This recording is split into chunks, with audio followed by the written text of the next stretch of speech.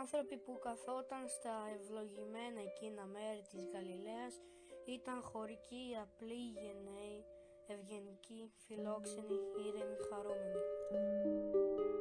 Τέχνη και γράμματα δεν ήξευραν. Με ψυχή τους μοναχοί της ανυψώνονταν σε ποιητική λατρεία του Θεού που είχε χαρίσει στην πατρίδα τους τα καλά του παραδείσου.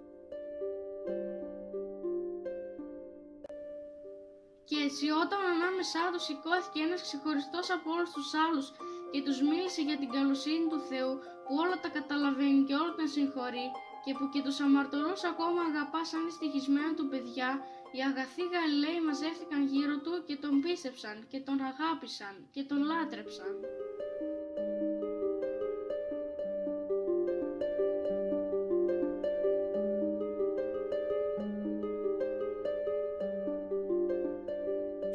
Από μακριά σαν τον έβλεπαν τα παιδάκια, έτρεχαν και πιάνονταν στα χέρια του και στα ρούχα του.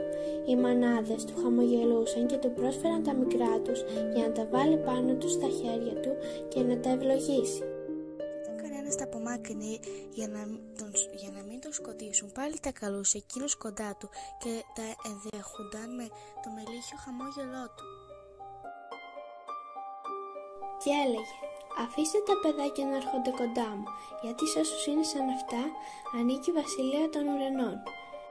Τον έλεγαν Ιησού και ήταν μαραγκός. Γεννήθηκε στη Βιθλεέμ της Ιουδαίας και είχε μητέρα την Παρθένα Μαρία.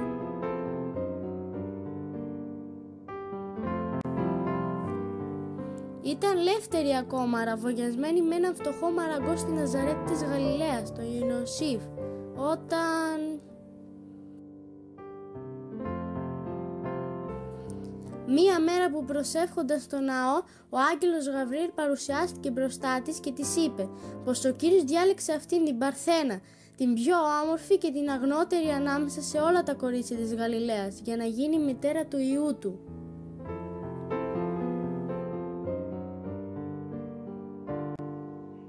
Τον καιρό εκείνο, την Παλαιστίνη όλη, την κυβερνούσαν οι Ρωμαίοι και βασιλεία της είχαν διορίσει τον Ηρώδη, τον Μεγάλο, που ήταν εβραϊκής καταγωγής.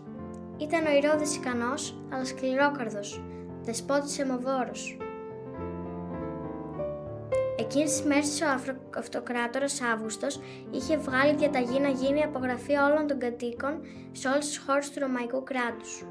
Κατά τη συνήθεια των Εβραίων, έπρεπε κάθε Ισραηλίτης να καταγραφεί στην πόλη από την οποία κατάγονταν.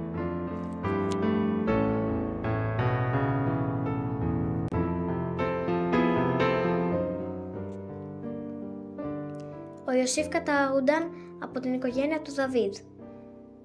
Και επειδή η πατρίδα του Δαβίδ και της οικογένειάς του ήταν η Βιθλεέμ, πήγε με την αραβωνιαστική του να απογραφεί στην ιδιαίτερη του πατρίδα. Μα τόσος κόσμος είχε μαζευτεί στη Βιθλεέμ για την απογραφή αυτή, ώστε πουθενά δεν βρήκαν μέρος να μείνουν.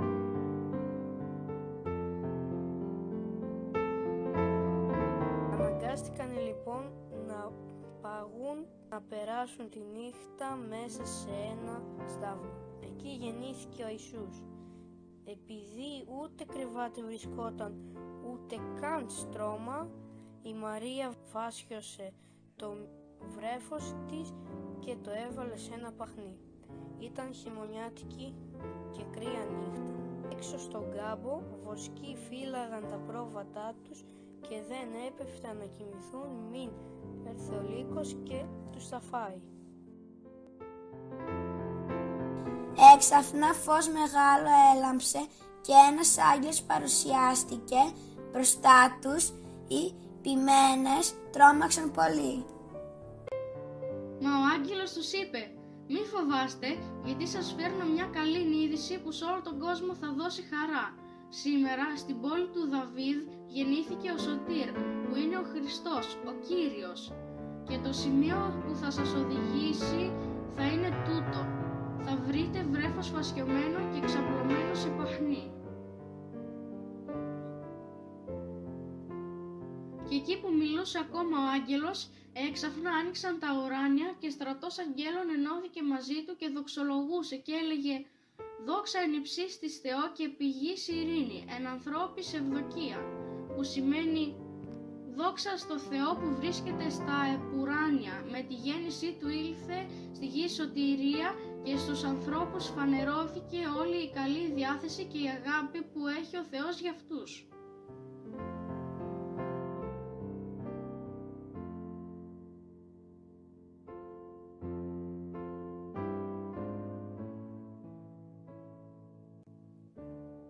Χάθηκαν οι άγγελοι και σηκώθηκαν τότε οι βοσκοί και πήγαν στη Βιθλέμ. Με συγκίνηση γονάτισαν εμπρός στο παχνί και προσκύνησαν. Εκείνες τις ημέρες έφτασαν στη Ιερουσαλήμ μάγοι, σοφοί και αστρολόγοι από την Ανατολή και έλεγαν: «Πού είναι ο νεογέννης του βασιλιάς των Ιουδαίων, γιατί είδαμε το άστρο του στην Ανατολή και ήλθαμε να το προσκυνήσουμε». Το άκουσε ο Ηρώδης και ταράχτηκε πολύ και μαζί του όλη η Ιερουσαλήμ. Εκάλεσε όλους τους αρχιερείς και γραμματείς που ερμήνευαν τη γραφή και τον νόμο και τους ρώτησε πού επρόκειτο κατά τις προφητείες να γεννηθεί ο Χριστός ο Μεσσίας τους. Του αποκρίθηκαν: «Στη Βιθλέμ της Ιουδαίας, γιατί η γραφή λέγει: από σένα Βιθλέμ θα βγει ο αρχηγός που θα ποιμάνει το λαό μου τον Ισραήλ». Έκαναν οι μάγοι όπως τους είπε ο Ηρώδης και ξεκίνησαν για τη Βιθλέμ. Φτάνοντας στο σπίτι είδαν το παιδί με τη Μαρία τη μητέρα του και έπεσαν χάμο και το προσκύνησαν. Και άνοιξαν τους θησαυρούς τους και τους πρόσφεραν δώρα, χρυσό και λίβανο και σμύρνα. Και όταν ήρθε η ώρα να φύγουν, παρουσιάστηκε στα όνειρά τους ο Θεός και τους διέταξε να μην ξαναγυρίσουν στον Ηρώδη, και έτσι πήραν άλλο δρόμο και επέστρεψαν στον τόπο τους.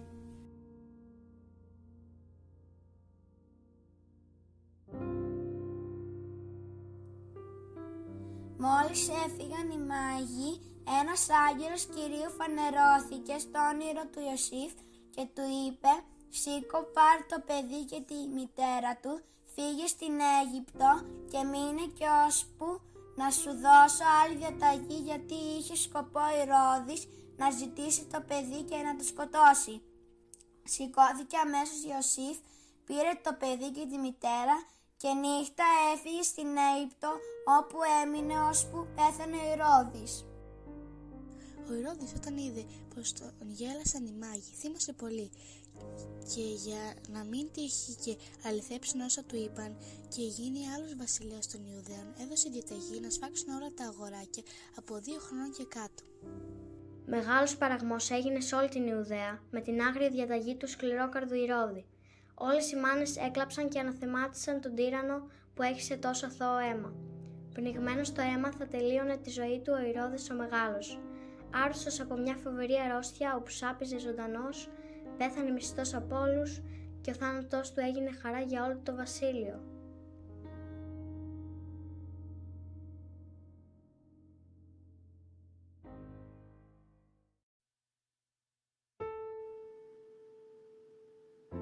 Μετά το θάνατο του Ηρώδη, άγγελος Κυρίου ειδοποίησε τον Ιωσήφ και τη Μαρία ότι μπορούν πια να πάρουν το μικρό Ιησού και να επιστρέψουν στη Ναζαρέτ.